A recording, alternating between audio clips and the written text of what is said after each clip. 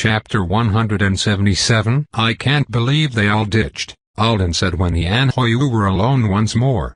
The little cauldron was spewing fresh clouds of steam into the room. He had learned to appreciate the melony scent and the way inhaling a new batch of the stuff seemed to reset the sauna experience. Just when you were getting tired of the heat, the dose of steam pushed you back to that point where the temperature felt therapeutic. It's a rather specific crowd here, Hoyu said from above him. They've got plenty of money, they are disproportionately likely to be summoned for something dangerous, and they just found out the person coming to visit is the type who probably does summon people for the dangerous missions sometimes. Plus they want to relax. Even if they're not that worried about a summoning, minding your manners around a wizard of unknown temperament could be stressful. All true things. I'm surprised it was all of them, too, though, Hoyu admitted. Normally, in a group that big you'd think there would be a couple who wanted to suck up to an Artoman and a few more who were just not bothered. Can you imagine our teachers running off like that? Alden could more easily imagine Big Snake tucking Escherty's ears off than he could imagine him making a rush for the exit. I don't think most of our classmates would have left either, Alden said. Ha! Said Hoyu. Some of them would bankrupt themselves to buy a membership right this second so that they could come annoy him. Meta keeps saying things about how you might be getting secret knowledge and techniques from being around so many wizards at Matadero, and how if he was there he would be getting secret knowledge and techniques and petitioning them to add a bunch of spells and skills to Aji. Alden was about to respond when Escherty appeared in front of the glass door. He was wearing a spa robe and carrying a handful of brochures. When he spotted Alden and Hoyu, he smiled, tilted his head, then headed back down the hall the way he'd come. He's leaving. Hoyu sounded so horrified that Alden turned to give him a surprised look. Was he upset that we were here? Or is it just me? It's me, isn't it? He likes you. You're freaking out for no reason, man. He doesn't know you. Why would he leave because of you?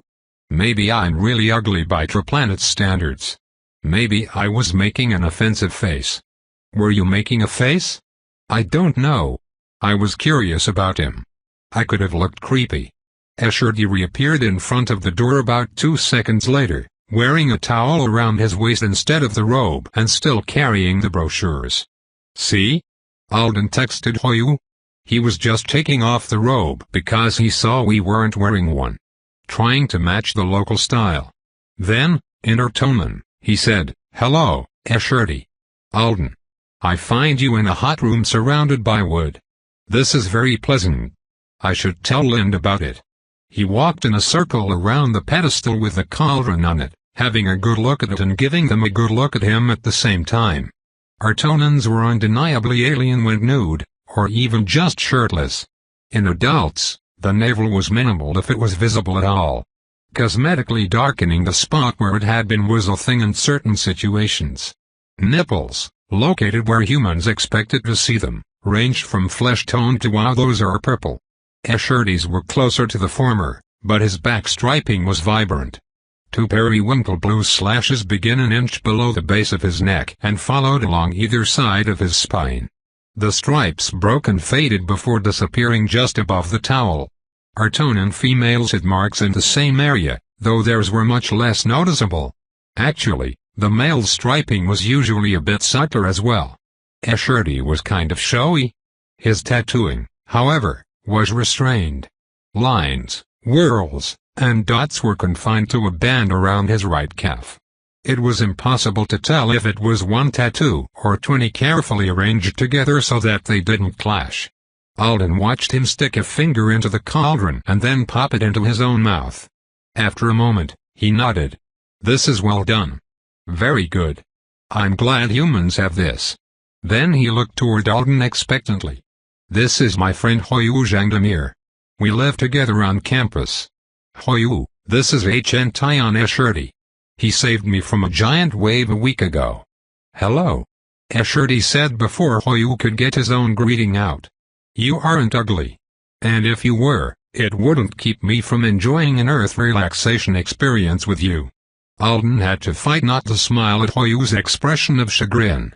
When the knight walked over and climbed up to sit beside Hoyu, Alden caught a glimpse of a pastel green Oread holding his long hair in place on top of his head. When I wasn't much older than the two of you, I shared a traditional oil pool with and its brood greater than. The name of the species was a chittering sound that went untranslated. Alden had never heard it before as far as he could remember. The people I'd gone on the mission with convinced me that someone had to do it to avoid giving offense. Escherty thrust his hands away from him in a gesture Alden didn't recognize. They were evil. The crick-chick-chick-chick? Hey, I asked, doing what Alden thought was a remarkable job of pronouncing the sound. No. The knights I traveled with. They said it was the duty of the young to keep the old amused on long journeys. Of course I don't disagree, but a pool full of brood isn't funny. All those sharp little legs. Alden was almost scared to ask. What is a cricket-tickety? The contract didn't define it, Hoyu added. That's an unnecessary obscuration greater than in my opinion. Imagine a dried lobberry twice my size, with many legs in a habit of oiling itself. By the time he finished explaining the species, Alden was fairly sure they were giant spider raisins who had no contract and limited contact with the triplanets. He was also fairly sure that persuading the youngest member of the squad to take an oil bath with them was truly evil. From there, they ended up talking about Hoyu's family. Escherty seemed interested in his class choice and very happy to hear that he was following in his parents' footsteps. Initially nervous, Hoyu was growing bolder with every multilingual sentence.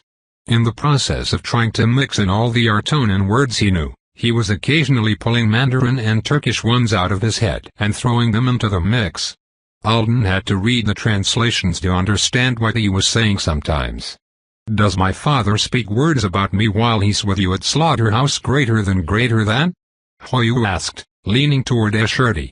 By then, they were all enjoying cushioning spells. And wooden bowls full of salted cucumber slices because the spa was apparently at such a loss about what to do for their high-profile guest that they'd just fulfilled the only request anyone had made.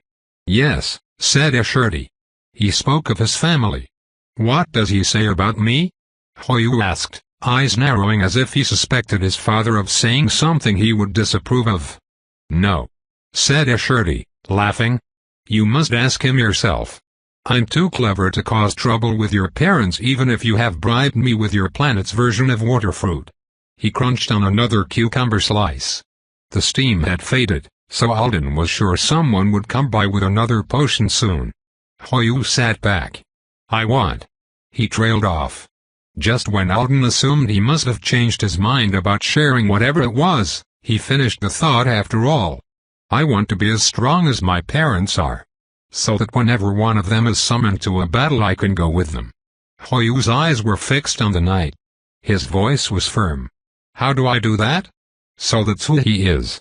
Alden wasn't surprised at all, but there was a clarifying quality to the thought, as if a critical piece of another person's inner puzzle had been found and fitted into place. He'd had a lot of that recently, with Stuart's single quotage. Choosing to go all in on friendship by handing over like 30 puzzle pieces at once was so Stuart of him. Now Alden was hearing one of Hoyu's. Hoyu Zhangdamir, he thought. 15-year-old slow cooker enthusiast. Does the recycling wrong. Will straight up ask a knight how to get to danger so he can watch his parents' backs. Escherty regarded him for a while. Grow as comes naturally to you for a few years, Newling. You may satisfy yourself more easily than you think. What if I can't? Call me. Hoyu straightened. When you're at an age when your parents wouldn't mind me answering the question, Escherty finished. Hoyu groaned. So when I'm 90? Alden's laugh was drowned out by Escherty's line of asterisks. Eventually, people started to arrive. The first was a bearded man who seemed alright until Alden decided he seemed too alright. He refused to glance their way no matter what happened. Yeah sure, guy. Act like you can't see Escherty casting spells or hear a conversation about the differences between snakes and untsies. That's not a suspicious amount of nonchalance at all. But at least it was preferable to the next Santa-goer, a man who literally said, Alden the rabbit. Fancy meeting you here.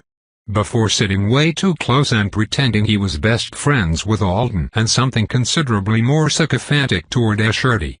"Cucumbers," said Escherty. "What, H-N-T-I-on Escherty?"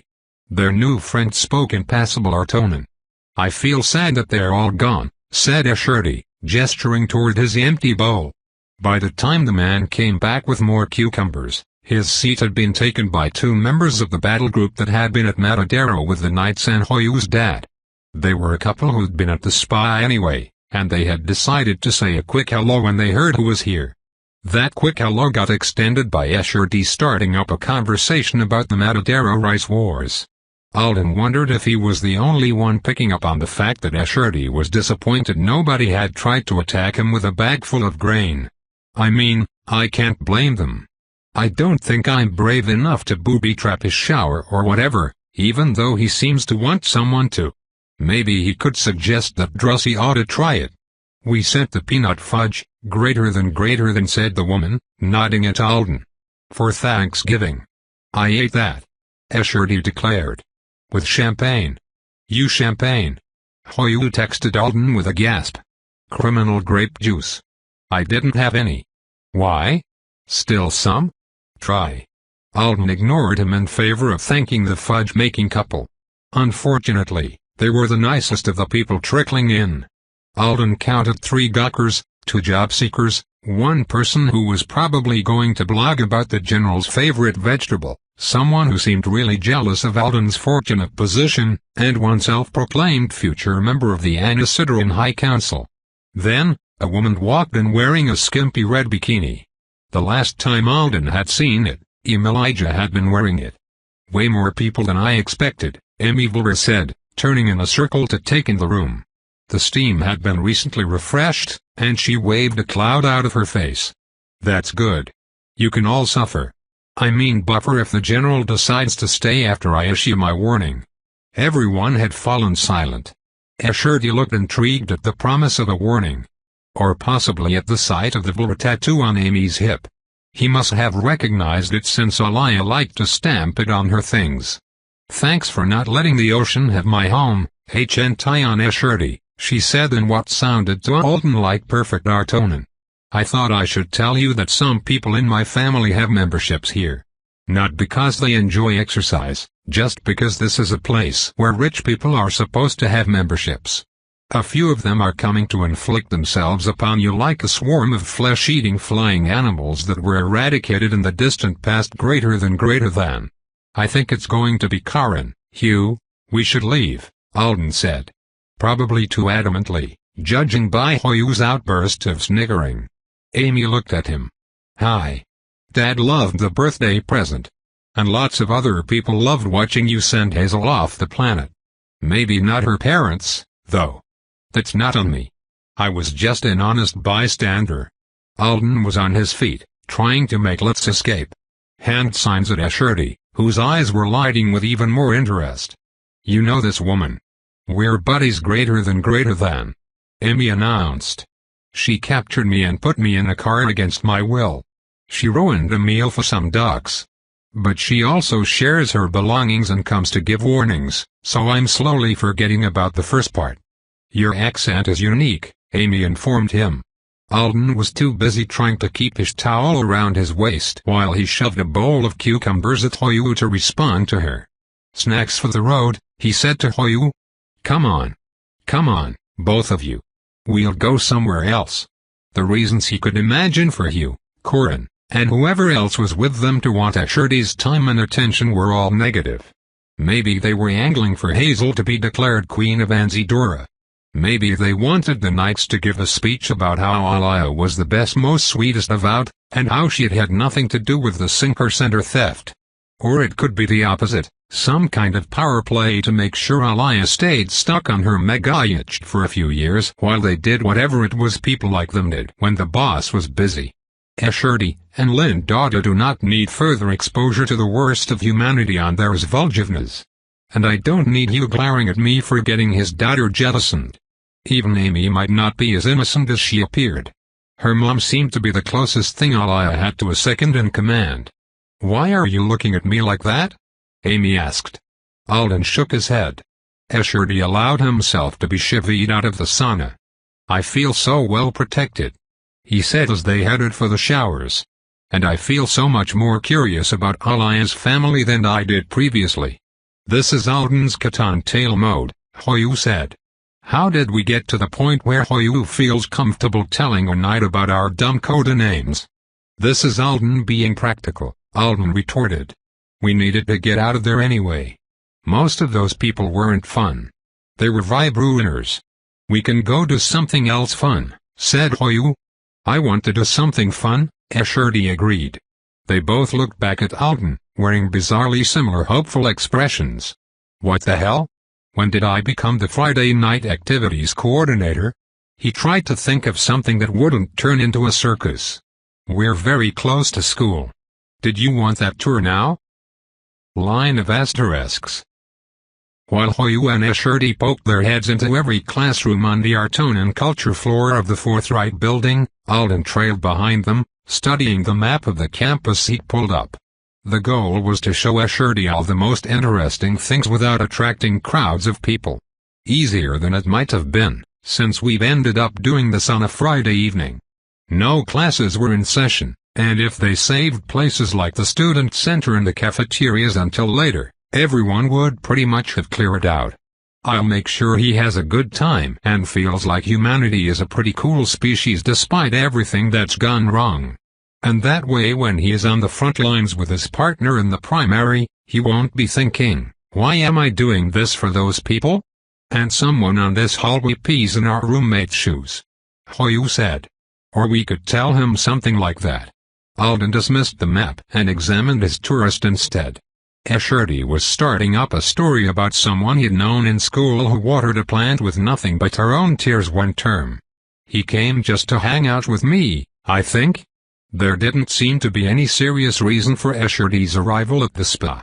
Maybe he really wants to chill for a couple of hours and not think about anything serious. Maybe Shupasser is the right kind of thing for tonight, after all. "Do you want to see the learning cushions we use in my conversation class?" Alden asked. Stu saw them on a video call. They are acceptable for most human students, but he's still so mad about them. "He gave you permission to use his first name," Escherty said. "Your friendship buds." "Yes." Alden checked the door to the classroom and found it unlocked, as all the others had been. "I've had permission for a long time. I was just dumb, and I didn't realize it." They saw abused cushions in that room, a board with a Gokurachi eating a stick figure drawn on it in another, and in a lecture hall downstairs, they found a brunette girl randomly sleeping at a desk. They woke her up by talking about whether or not they should wake her up, and she shouted one cappuccino. As soon as her eyes snapped open. That was how they found out she worked part-time at the coffee shop downstairs and also how she ended up nervously making a cappuccino for an intrigued Artonin. Next, they went to the Performing Arts building to ride the elevator up through the glass bubble chandelier while Hoyu explained how the candle balls floating in the blackness were the perfect decorating idea that they hadn't quite managed to mimic in their dorm room. Yet, he added. Then they went to Cafeteria North just after closing time to show Escherty the fake town square. After that, Alden had been planning to take a walk through the Memorial Garden, but as they approached from above on the Nonagon, they realized people were arriving early for a vigil that would start just after midnight. To mark exactly 1 week since the sirens had sounded. "Did either of you plan to attend?" Escherty asked. "I went to one a few days ago," Hoyu replied. "This one will probably be really crowded. So I'd rather not." Alden tried to think of how to say that he wanted to walk away from reminders right now, not run toward them, without the desire sounding dramatic or selfish. "I'd rather not either," he said instead. "And I shouldn't." Escherty was looking down through the Nonagon's surface. "Since I seem to be distracting for some avowed. The adjuster cleaning the cafeteria would have broken the table even if you hadn't been there," Alden lied. "That's right," said Hoyu. Clumsy aim was his problem. "Should we take him to see the MPE gym?" Alden texted. "Who now?" Hoyu asked. "It says private sessions on the schedule. Whoever it is, they probably don't want us there, right?" Hoyu shrugged. "I'll try to work it out for another day," Alden typed. They ended up making the dorm their last stop instead.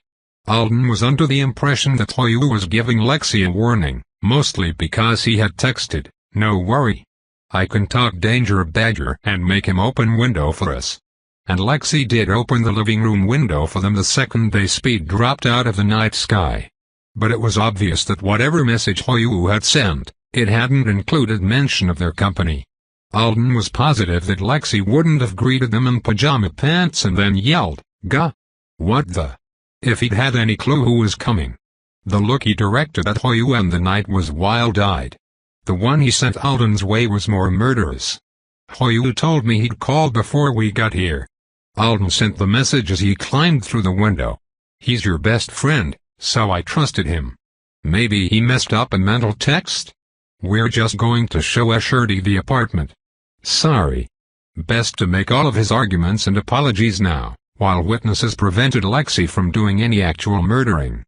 "We have so much food left from yesterday," Hoyu was saying as he trotted over to the fridge. "You can have supper with us if you want, Ashurti." "Possibly he'll be eating supper with us, too," Alden added.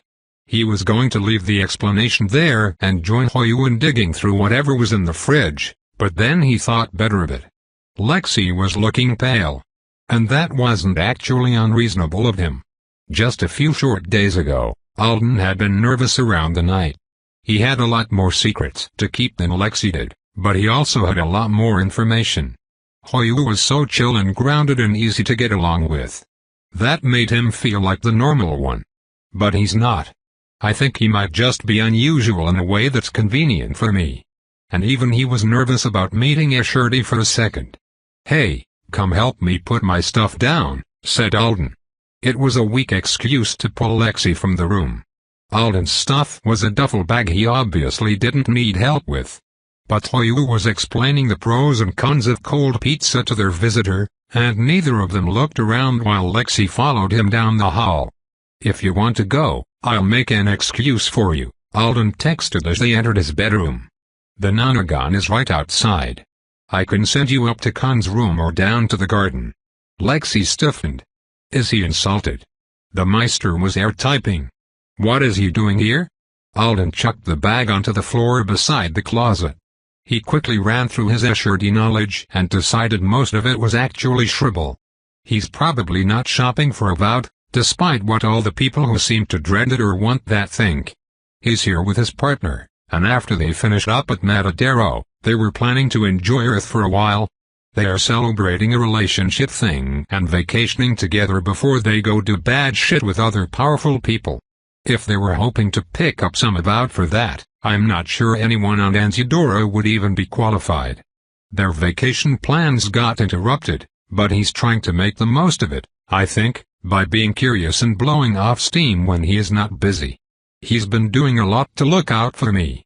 Too much probably. The biggest risk of having him around is that he'll decide we need help with something and then he'll do the helping too enthusiastically. He'll be very interested in you if you stay for cold pizza, but if he notices he's making you uncomfortable he'll leave. Or he'll try something to fix your discomfort. No telling what. He brought me juice while I wrote an essay, and he bought me a tree. When he finished, he watched his roommate read the long message. Finally, Lexi sighed and nodded. I'll go put on a shirt, he murmured.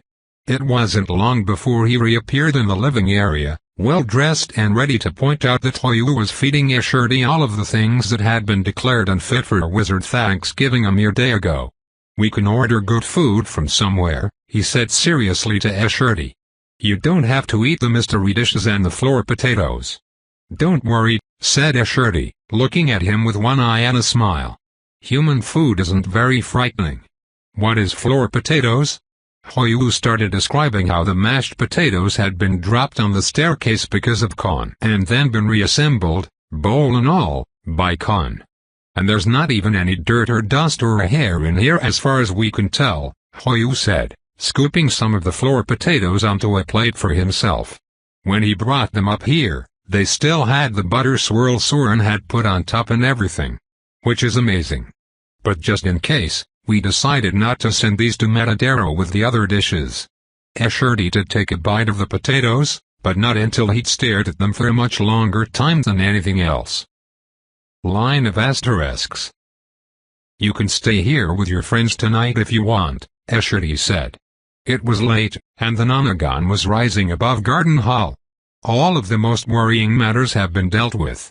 I'd like for you to return to Matadero again at least once so that we can speak of certain things that are best spoken of in that place, but otherwise you're free to come and go while Lind and I are staying there.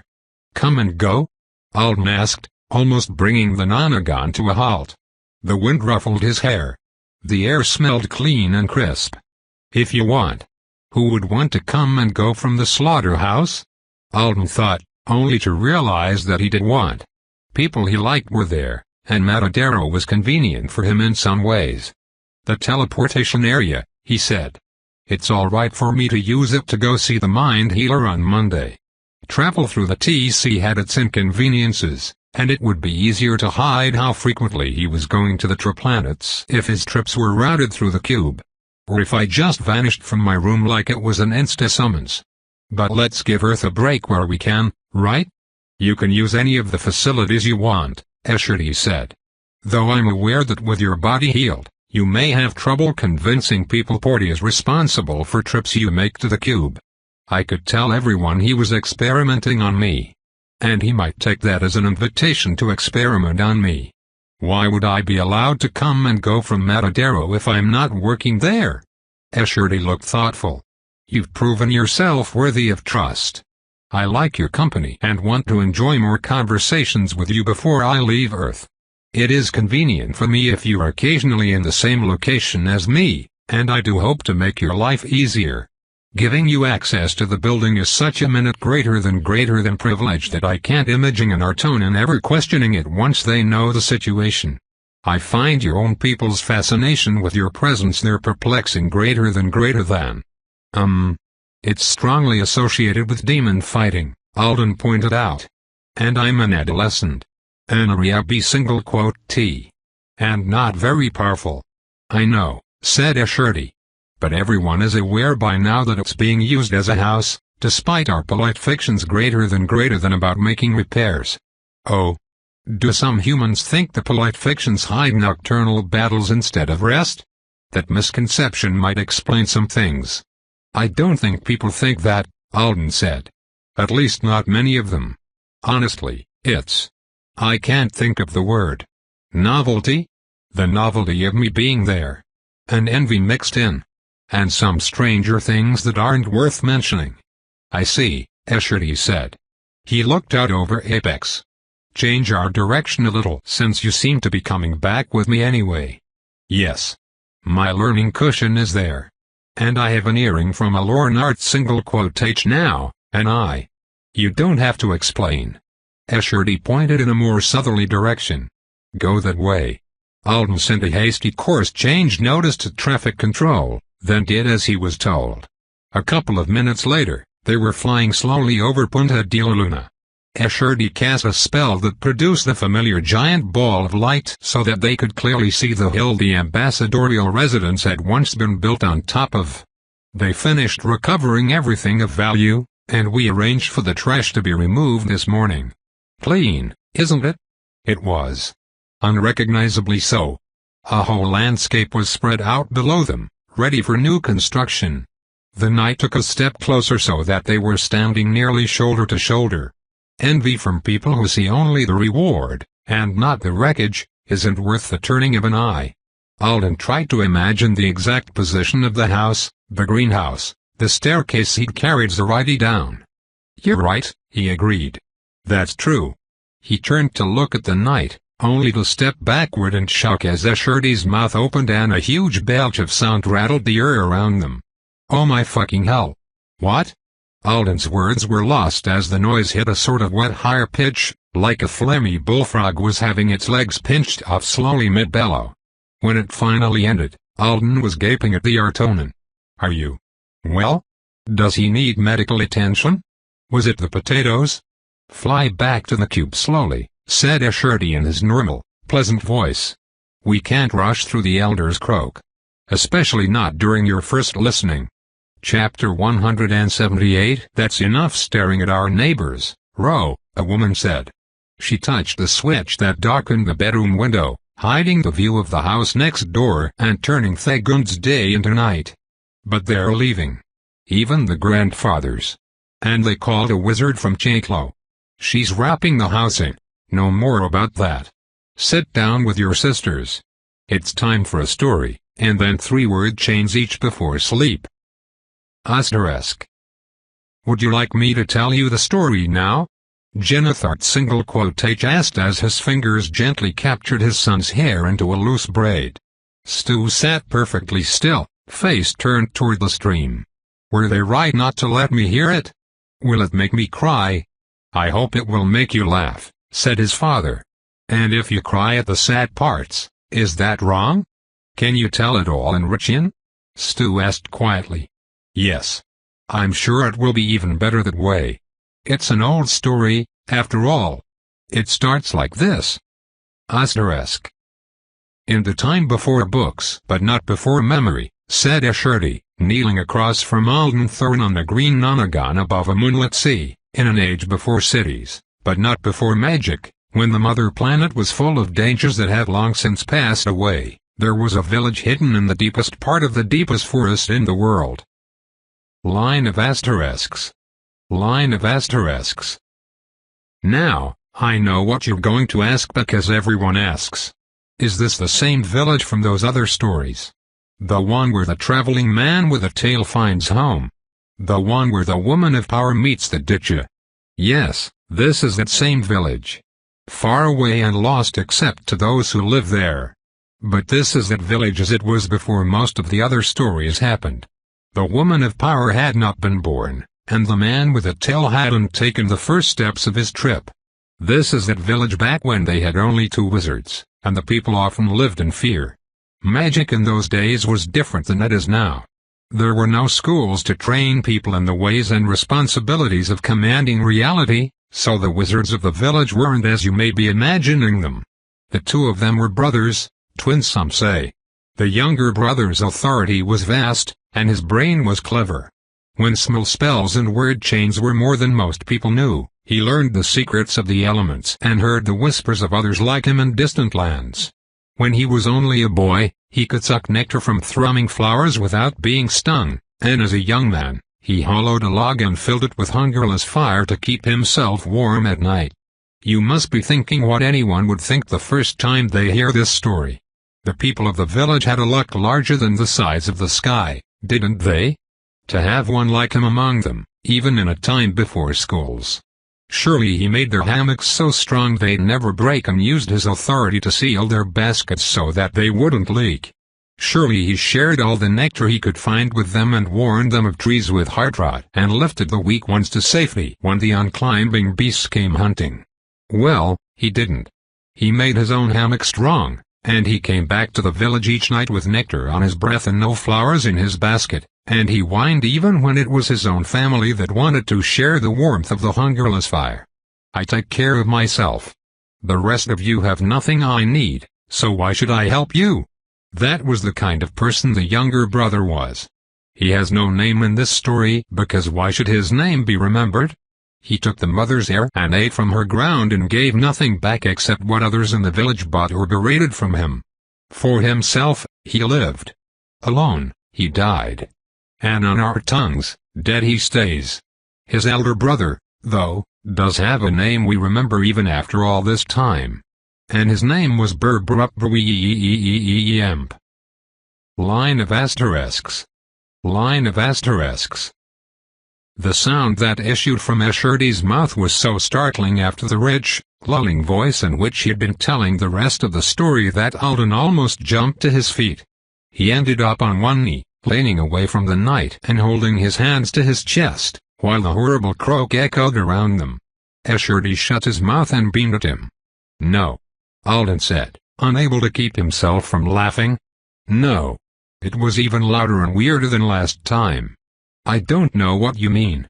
It's just the elder brother's name. That's his name? I feel so sorry for him. What were his parents thinking? It wasn't always his name. Come back here and listen. If I frighten you into jumping off the nine-edged son whose own mother forsakes him, the art single quotage family may not let me visit their house anymore. Line of asterisks. Line of asterisks. You may be wondering how any person, even an ancient, could end up with a name like that. And the answer is, because he wasn't like his younger brother at all. The elder one's authority was stronger than the other villagers, but it was like a breath against the wind compared to the younger's. And the elder was no more clever than many people who lived in that place.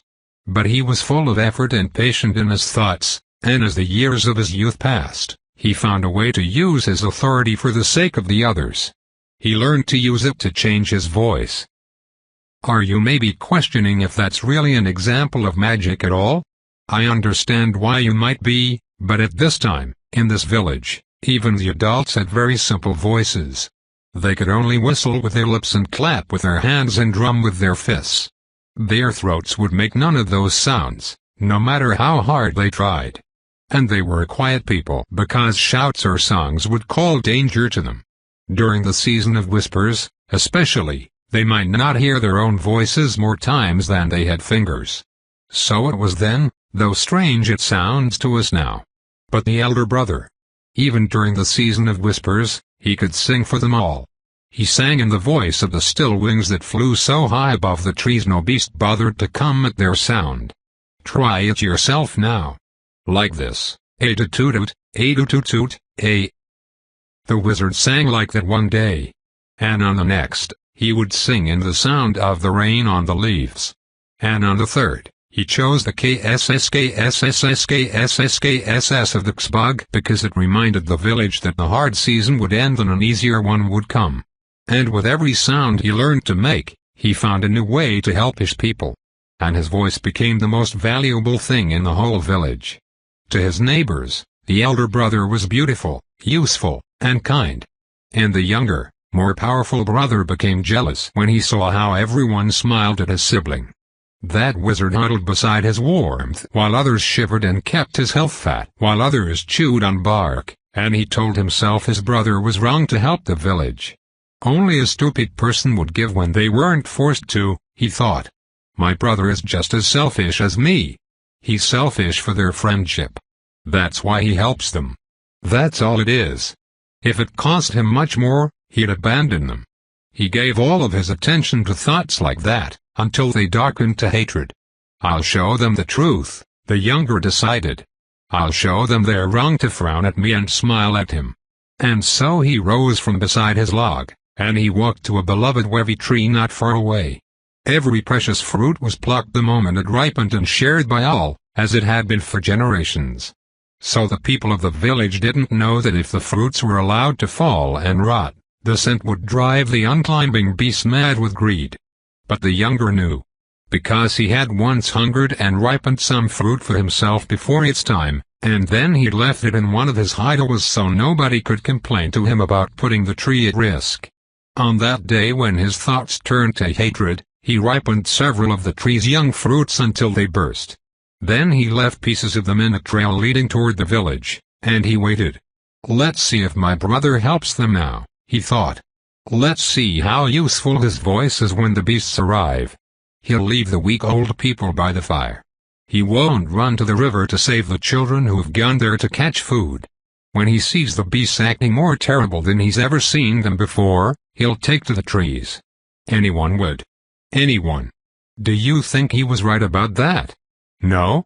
What if I told you that the only thing the beasts enjoyed more than rotten wavy fruit was the flesh of the villagers?